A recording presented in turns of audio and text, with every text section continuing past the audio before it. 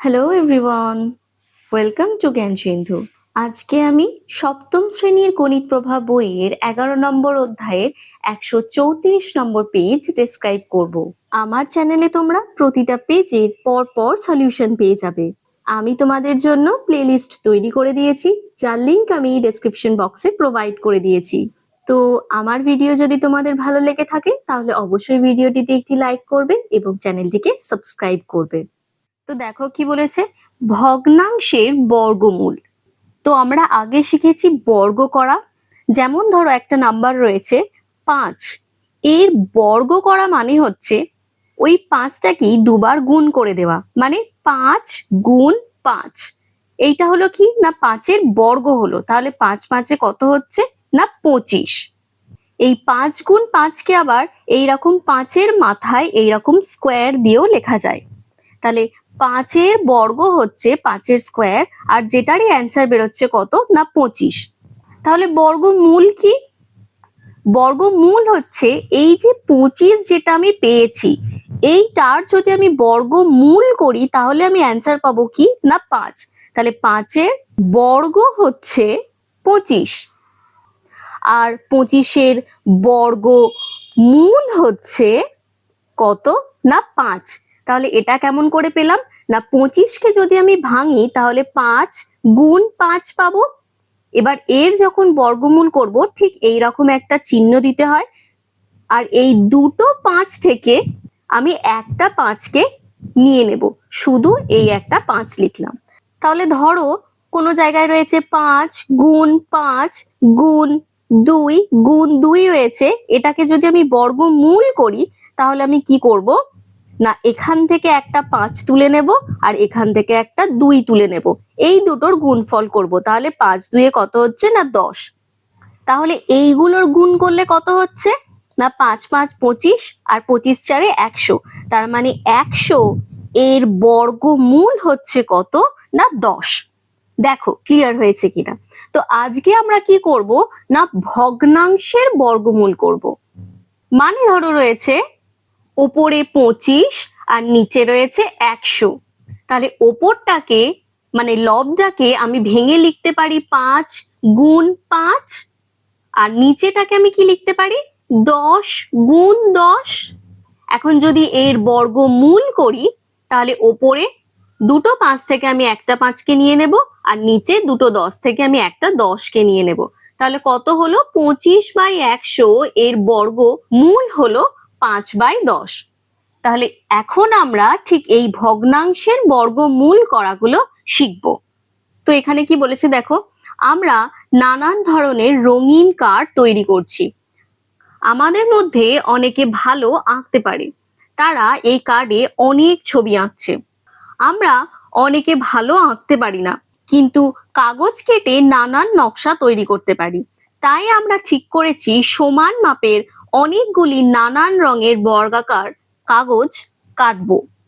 আমরা নানান মাপের বড় বর্গাকার কাগজে ছোট ছোট বর্গ এঁকে নিলাম, যার প্রতি বাহুর দৈর্ঘ্য 1 সেন্টিমিটার এবং রং করলাম। দেখো এইখানেতে একটা বর্গ এঁকেছে, বড় বর্গ, যেই বর্গটার মধ্যে কিন্তু আবার এইরকম ছোট ছোট বর্গ কিন্তু রয়েছে।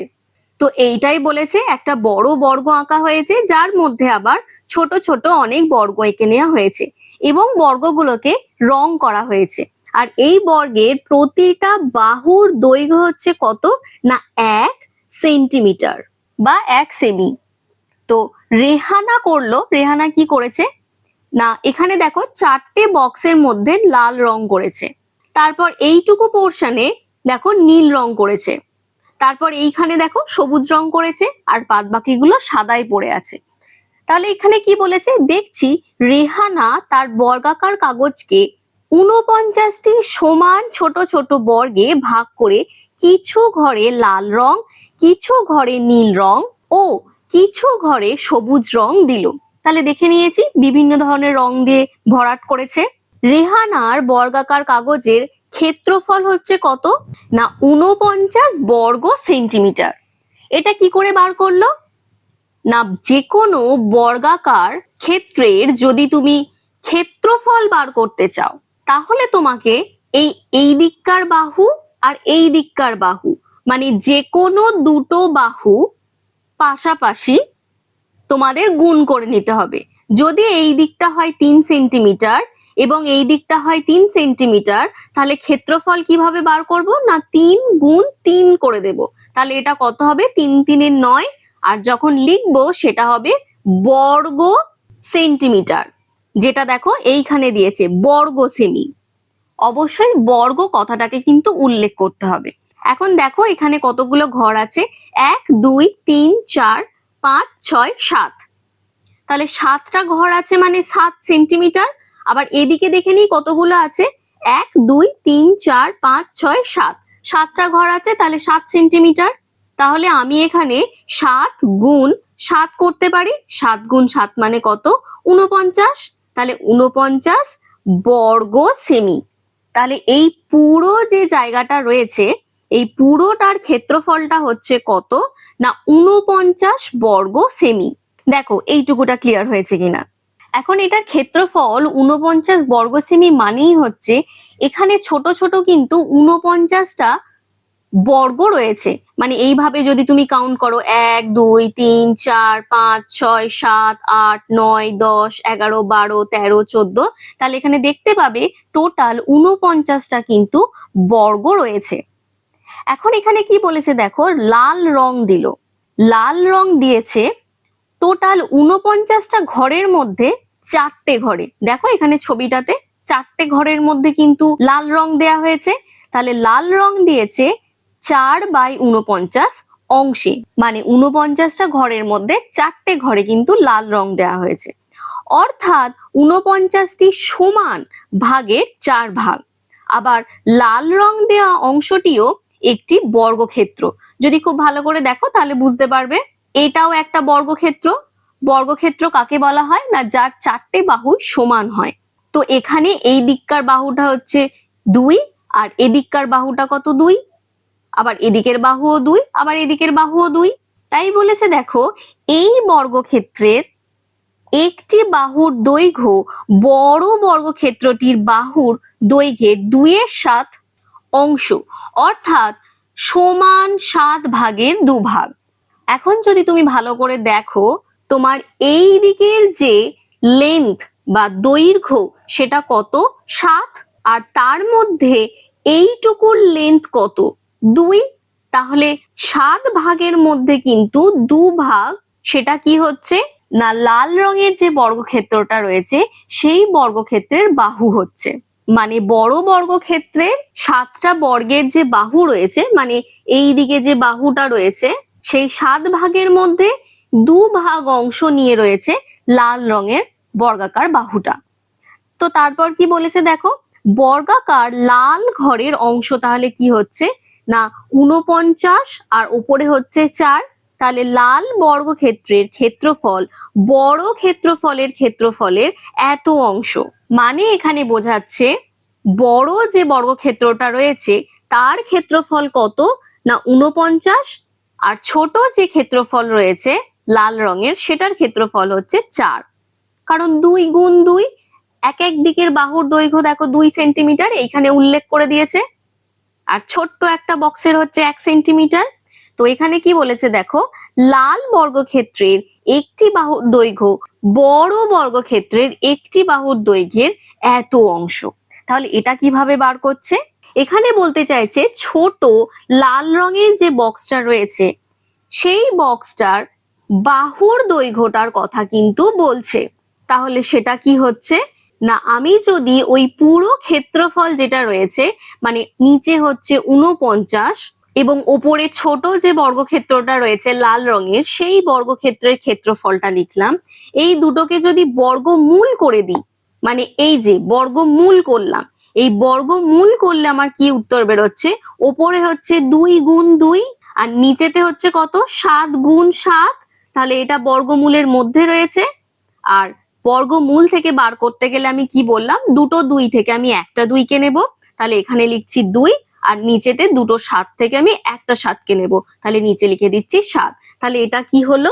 না বাহু হলো। দেখো ক্লিয়ার হয়েছে কিনা। তাহলে নাম্বার 1 এ কি বলেছে দেখে নিই।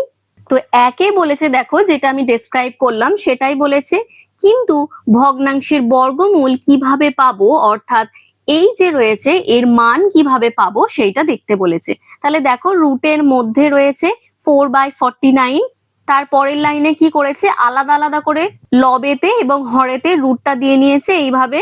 তারপর দেখো রুটটাকে অ্যাজ ইট ইজ রেখেছে, আর 4টাকে ভেঙে লিখেছে 2 গুণ 2, আর 7টাকে ভেঙে লিখেছে 7 গুণ 7। তারপর লিখেছে দেখো 2 এর বর্গ বলে, এখানে যেহেতু দুটো 2 গুণ ফর্মে আছে তাহলে 2 এর মাথায় 2 লিখেছে, দুটো 7 গুণ ফর্মে আছে বলে 7 এর মাথায় 2 লেখা আছে। এখন এইটা আর এইটা যদি দেখতে পাও কোনো জায়গাতে একসাথে এক্সিস্ট করছে, তাহলে তোমরা দুটোকে একসাথে ক্যান্সেল আউট করে শুধু এখানে 7টা রেখে দেবে আর এখানে 2টাকে রেখে দেবে, বা আমি যেরকম এইখানে বুঝিয়ে দিলাম তোমরা সেইভাবেও করতে পারো। তারপর কি বলেছে, অর্থাৎ ভগ্নাংশের বর্গমূল করার ক্ষেত্রে আলাদা আলাদা ভাবে লব ও হরের বর্গমূল করা হয়। দেখো এইখানেতে এই লাইনটাতে করেছে আলাদা আলাদা করে বর্গমূল করেছে, লবের মাথার ওপরে বর্গ লিখেছে আর নিচে হরের মাথার ওপরে বর্গমূলের সাইন দেওয়া হয়েছে।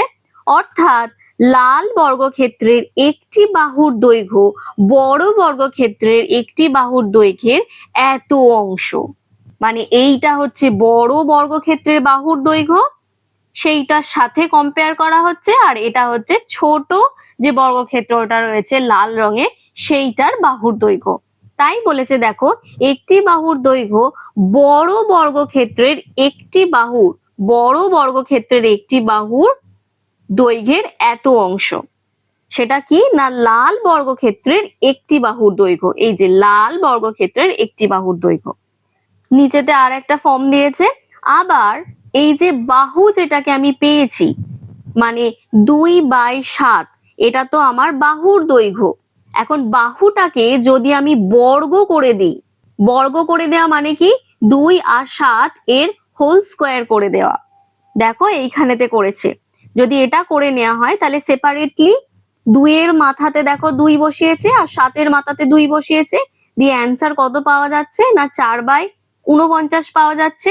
এটা তাহলে কি বেরোলো না, এটা হচ্ছে ক্ষেত্রফল বেরোলো।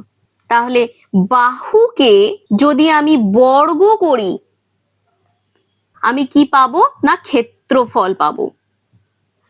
মানে এখানে দিয়েছে 2/7, এটা হচ্ছে বাহুর দৈর্ঘ্য, আর এটা থেকেই যদি আমাকে বলে ক্ষেত্রফল বার করতে, তাহলে আমি কি করব 2/7 লিখে তার হোল স্কোয়ার করে দেব। এটা কি বেরোচ্ছে 4/49। তাহলে দেখো কতটা ইজি, বাহু দিয়ে দিলে ক্ষেত্রফল করে দেব, আর ক্ষেত্রফল দিয়ে দিলে আমরা সেটার বর্গমূল করে বাহুতে কনভার্ট করে নিতে পারবো। দেখো ক্লিয়ার হয়েছে কিনা। তো তোমাদের যদি কোনো জায়গায় ডাউট থেকে থাকে তোমরা আমাকে কমেন্ট সেকশনে জানাতে পারো। তো আজকের জন্য এইটুকুই, দেখা হচ্ছে নেক্সট ক্লাসে।